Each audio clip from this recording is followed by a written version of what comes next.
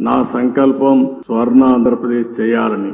ఒకప్పుడు విజన్ 2020 తయారు చేస్తే చాలా మంది సమైక్య ఆంధ్రప్రదేశ్ లో తప్పుపట్టారు. కానీ ఆ విజన్ ఈ రోజు యథార్థ రూపాన్ని చూపించే పరిస్థితి వచ్చింది.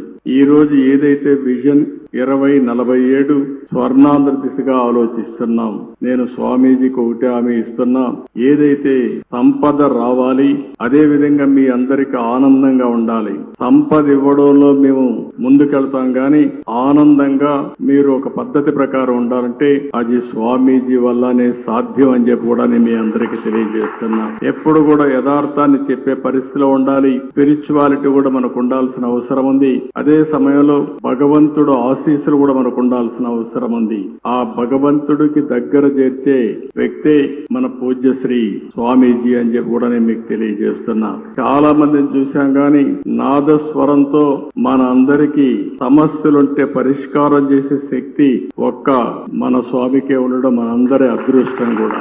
ఈ రోజు మళ్ళీ నేను అన్ని క్షేత్రాలు తిరుగుతానని 53 రోజులు ఈ రాష్ట్రంలో ఉన్నారంటే వారు ఇక్కడ ఉన్నంత వరకు అన్ని కూడా మనకు శుభమే జరుగుతుంది. నేను వారికి ఒకటే హామీ ఇస్తున్నా, ప్రజలకు మంచి కోసం మీరు తాపత్రయం పడుతున్నారు. వారికి దేవుని కృప కలగాలని మీరు ఆలోచిస్తున్నారు. నేను కూడా ఆలోచించేది మీ యొక్క ఆశీస్సులతో ఈ ప్రజలకు ఆర్థిక స్వావలంబన జరగాలని, పేదరికం పూర్తిగా పోవాలని, ప్రజలందరూ ఆనందంగా ఉండాలని చెప్పి ఆశిస్తున్నా. దానికి పూర్తిగా స్వామీజీ యొక్క ఆశీస్సులు కోరుకుంటూ ఈ రోజు మిమ్మల్ని చూస్తే ఒక ప్రశాంతంగా కూర్చున్నారు ఇక్కడ. అంటే మీరంతా ఒక పరిపక్వంగా కూడా ఉన్నారు. స్వామీజీ పైన నమ్మకం, ఆ నమ్మకంలో కొంత శాతం పాలకులైన నా మీద కూడా పెట్టండి.